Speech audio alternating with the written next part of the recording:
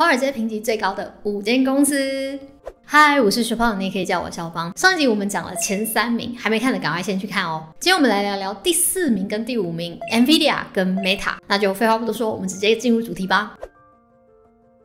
过去90天有64位华尔街分析师给予评级哦，其中有45位给 Strong Buy，12位给 Buy。评级满分是5分的话呢 ，NVIDIA 得到的是 4.56 分。那我整理了3个华尔街分析师把 NVIDIA 打这么高评级的原因哦。首先第一个原因哦，就是分析师认为 NVIDIA 在中国市场只是处于一个暂停的阶段。NVIDIA 管理阶层在这一次的电话会议里面就有承认一件事情，就是目前无法再进一步降低 Hopper 晶片的性能，以符合中国出口的这个限制。那这就等同于中国 Hopper 的资料中心这块业务结束了，而同时也失去了进一步接触价值500亿美元的这个中国市场的机会。不过华尔街分析师偏乐观啦，他们认为虽然中国业务受到了一些挑战，但是这并不代表中国市场的结束，这个只是进入一个暂停的阶段。NVIDIA 在上海设立的研究中心，目标就是为了要去更了解中国市场的需求、中国客户的需求，并且设计出符合出口限制的这个规格产品。分析师认为这个代表 NVIDIA 有重新进入中国市场的可能性。如果真的打算要退出中国市场，他不会再做这些事情，他根本不会在上海设研究中心，所以他们认为这个只是暂时的状况。再来第二 ，NVIDIA 正在打造生态系。分析师认为 NVIDIA 早就不只是一间卖晶片的公司，他们的软体系统是层层堆叠上去的，包含我们知道的 CUDA、Omniverse、DGX Cloud 等等，把整个生态圈建构的越来越完整，让客户很难跳槽。就像微软的 Windows 系统，就像苹果的 iPhone 手机 iOS 系统一样，他们在打造的不是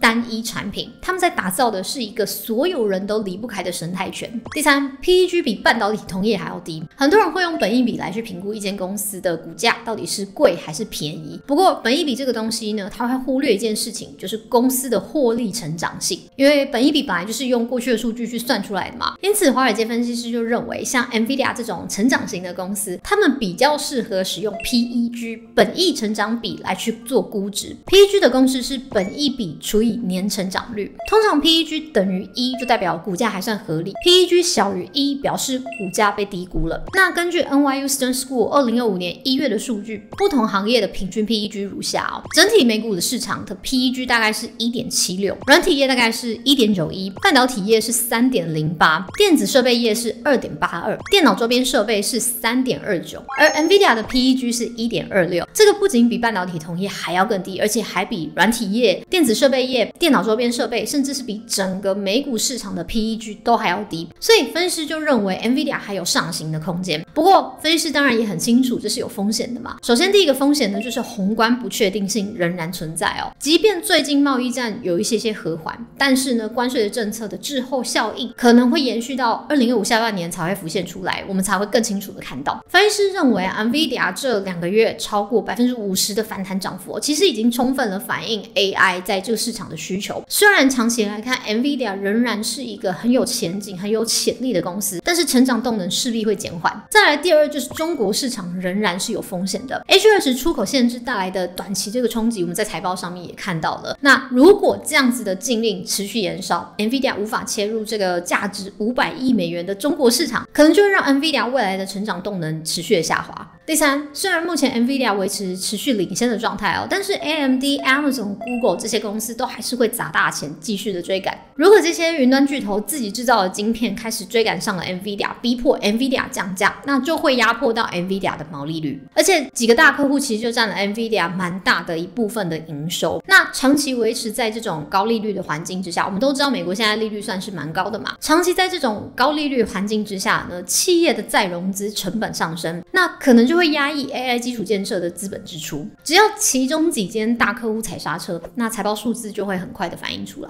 如果你想要听更多类似的分享，欢迎加入我零诈骗的私人社群，我会不定期在这个社群里面分享很多投资相关的分析内容跟我个人的看法。那有兴趣的朋友，连结我已经放在下面了，可以自己去申请加入哦。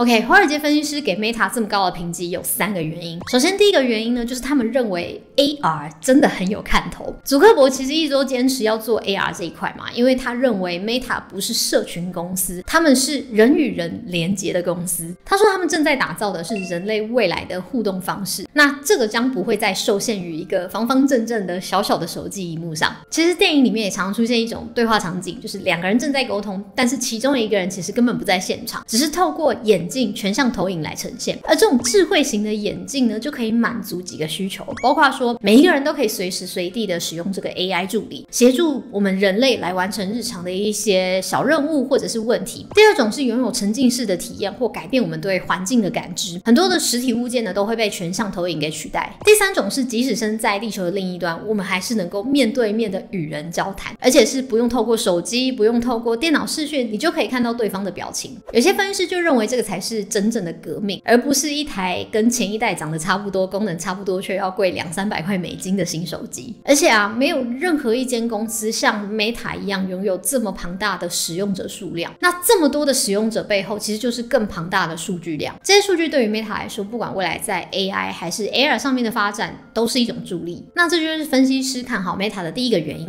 再来第二一直以来 Meta 的 Reality Labs 的这个部门呢，被很多人诟病，花了很多钱去投资研发 AR， 可是却一直在烧钱。虽然前面讲的沸沸扬扬、洋洋洒洒的，好像 AI 就是下一波革命一样，但是呢，我相信正在看这部影片的你，可能也很不喜欢 Meta 的这个 Reality Labs 这个部门，因为它很亏钱，而且也不理解 Meta 为什么一定要做 AR， 为什么要花钱花时间做这个赔钱的项目，甚至完全不相信 AR， 更不认为 AR 有这个市场的发展潜力。但是不得不说Meta 本身就是一间非常稳健、非常赚钱的科技巨头，它的应用程式就包括我们知道的 Facebook、Instagram、WhatsApp、Threads， 所有这一些 APP 加起来呢，每一天都有数十亿的用户在使用，而且是活跃用户而且它的广告效能也是持续的在提升的，有越来越多人在 FB 在它的平台上面投放广告。再来，它的现金流非常的强，毛利率也很不错，还在持续的买回股票，而且现金比债务还要更多。所以不管未来 Meta 的 AR 梦最后有没有做成功，其实它的财报都还是撑得起来的。如果今天 AR 眼镜卖不动了，祖克伯还是有这个稳健成长而且高利润的主业可以依赖。再来第三 ，Meta 之前宣布要跟安杜里尔这间公司来合作。那安杜里尔呢，其实是一间美国国防技术公司。那这项合作会专注于 XR 的头戴装置，目的是要协助他的士兵们可以在任务中看得更清楚，可以自主控制他们的系统。那为什么要提到这一项合作呢？因为美国陆军有一个220亿美元的计划，那这个计划的目的是要发展穿戴式的战斗科技。那 Meta 跟安杜里尔已经向美国国防部提出1